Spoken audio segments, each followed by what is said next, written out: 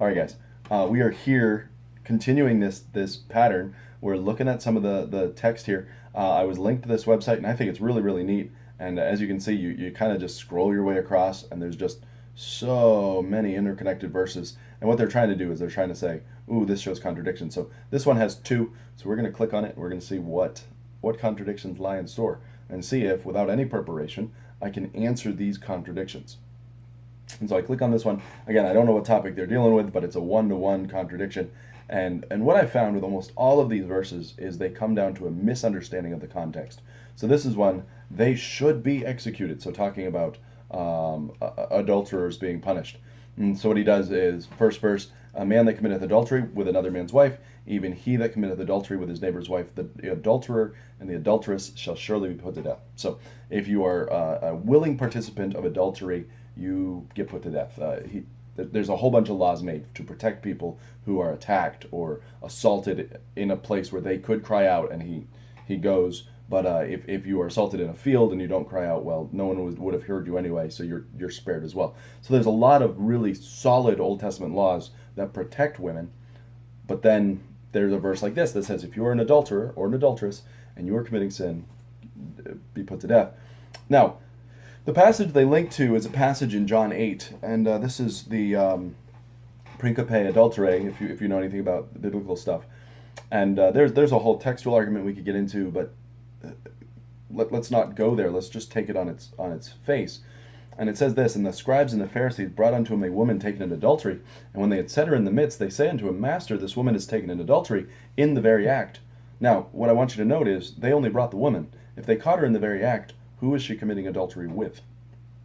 Okay. Now Moses in the law commanded us that such should be stoned. What sayest thou? And so what they're doing is, because of the Roman Empire, they don't actually have the authority to do this. So they're trying to trap him to get him to kind of do the wrong thing. So basically, if he agrees with Moses and she needs to be put to death, he doesn't have the authority to do that. And if he agrees with Rome, well then he doesn't have the authority to do that either. And so no matter which way he goes here, he's kind of condemning himself.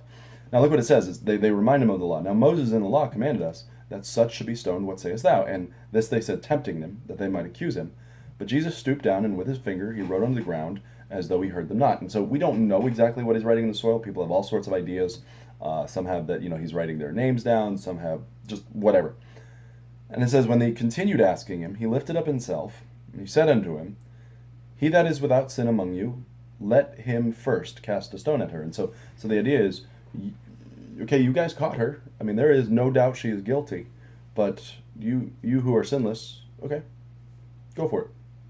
And he stooped down and he wrote on the ground. So he's ignoring them, and then again they cut off the context, but they, starting from the eldest to the youngest, they walk away because none of them were sinless. Now again, it was a trap. He didn't play into their trap. And then he looked up and he says, well, who accuses you? And she says, no one, my Lord. And he says, well, neither do I. Go and sin no more. So he came the first time not as a judge. That's what he's going to do at the end times. But again, this is hardly a contradiction. He's not saying go forth and commit adultery. He literally says in the passage, go and sin no more. So again, not a contradiction. It's a misunderstanding of the text. It's looking at the text and saying you must be an idiot to believe this, and we're not going to do anything beyond the initial digging. And if this is three random connections that I've seen, what else is there?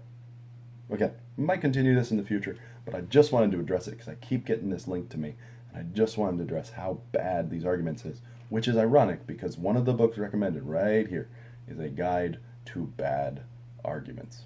So anyway, this has been the Janus Project and a little bit of a biblical contradiction series.